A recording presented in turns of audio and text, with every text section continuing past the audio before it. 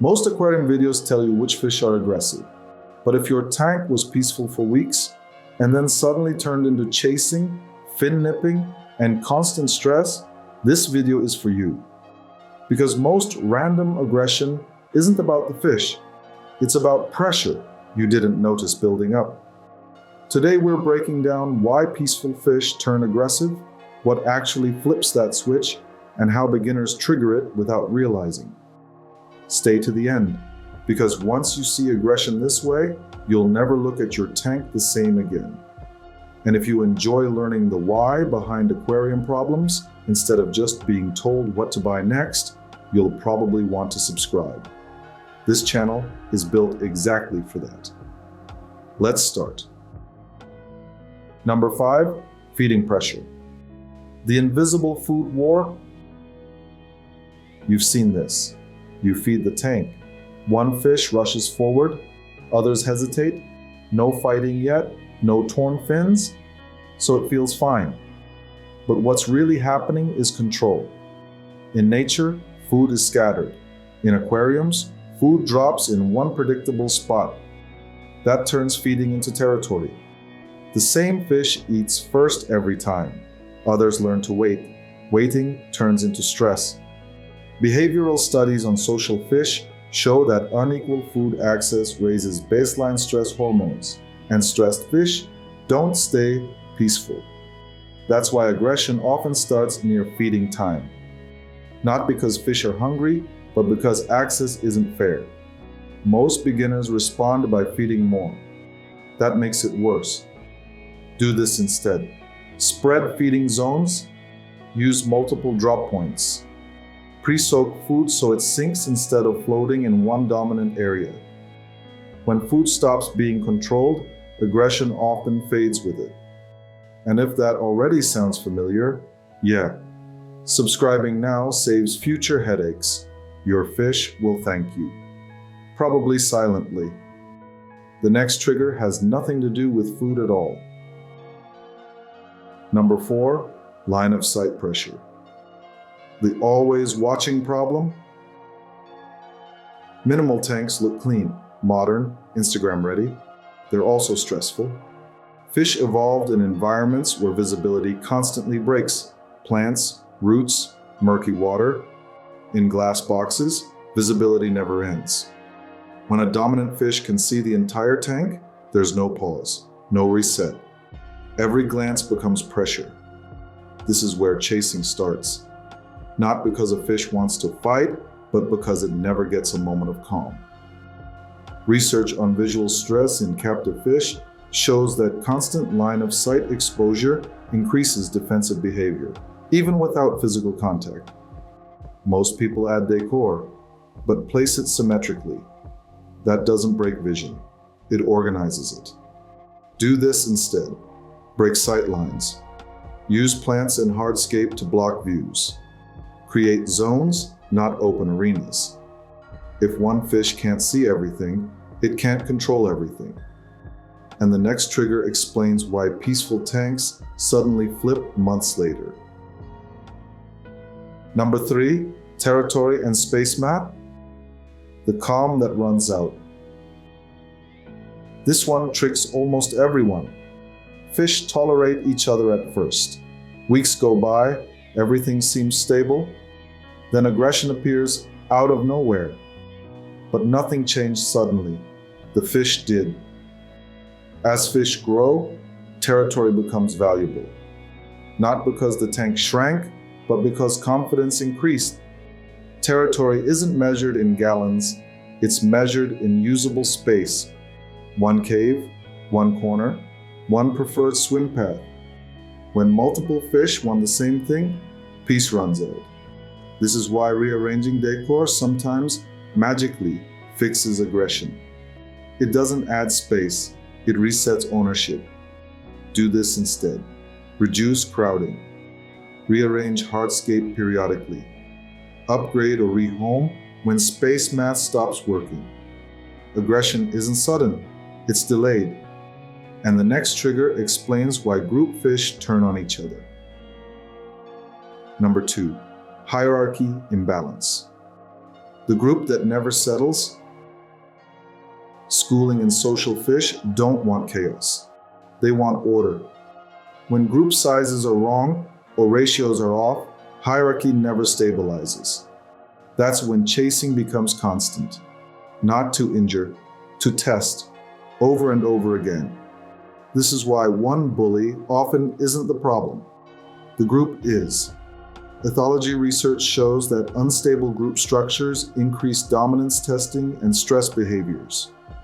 Do this instead. Correct group sizes. Balance male to female ratios. Add more of the same species, or remove the dominant one. When hierarchy settles, aggression usually drops with it. And now comes the biggest flip of all. Number 1, breeding mode. The switch nobody notices. This is where many peaceful tanks fall apart overnight. Breeding. Eggs appear. Suddenly, the tank isn't a home, it's a fortress. Fish that ignored each other for months now defend space aggressively. Not because they changed, but because their role did.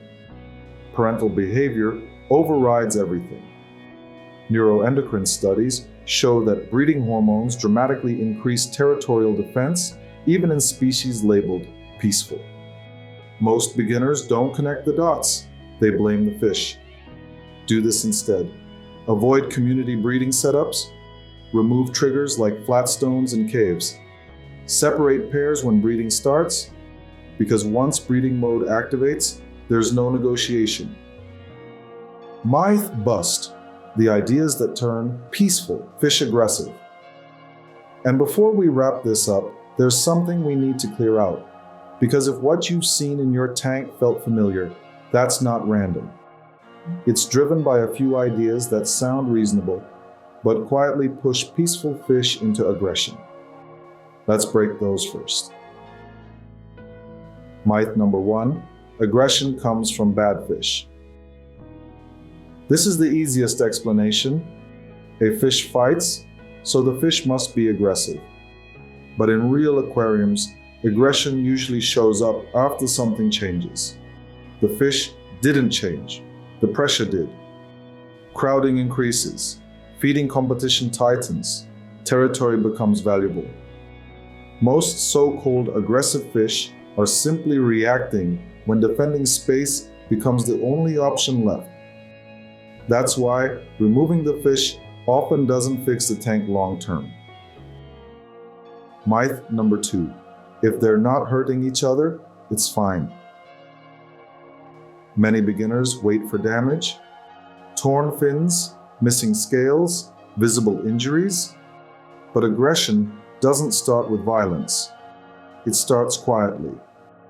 Blocking food access, cornering weaker fish, claiming key areas. By the time damage appears, the social structure has already collapsed. Myth number 3, aggression just means the tank is too small. Tank size matters, but it's not the trigger people think it is. Large tanks fail too. Why? Because aggression isn't about volume, it's about how space is controlled.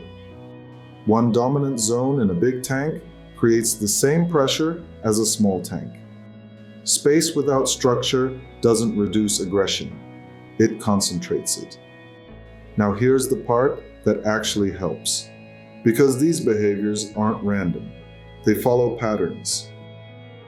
The 3 truths that actually explain aggression. Truth number 1, aggression is a social signal, not a flaw. Fish establish order. Who eats first? Who owns which space? Who yields? When that order becomes unclear, aggression increases. Not because fish are violent, but because the system lost its rules. Aggression is how fish rewrite those rules. Truth number 2, pressure builds long before aggression shows. Feeding pressure, line of sight stress, hierarchy imbalance. None of these explode on day 1. They stack quietly. That's why aggression feels sudden even though it's been forming for weeks. Truth number 3, Fixing the trigger calms the fish. Removing the aggressive fish treats the symptom. Adjusting the trigger fixes the system. Change feeding patterns, break visual dominance, correct group ratios, interrupt breeding cues. Do that, and the same fish often calm down again. That's the part most videos never explain.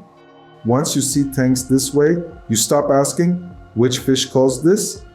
And you start asking, what pressure did I create without noticing? That shift alone prevents most beginner disasters. If you want to keep learning this way, you'll love our Stop Doing series. We break down algae, plant melt, cloudy water, and the hidden habits keeping tanks stuck. Click one of the videos on screen and keep going. And if this helped you see your tank differently, hit subscribe. We make guides for hobbyists who want peaceful tanks that stay peaceful longer than a few weeks. Until next time, keep your tanks balanced, your glass spotless, and your curiosity flowing.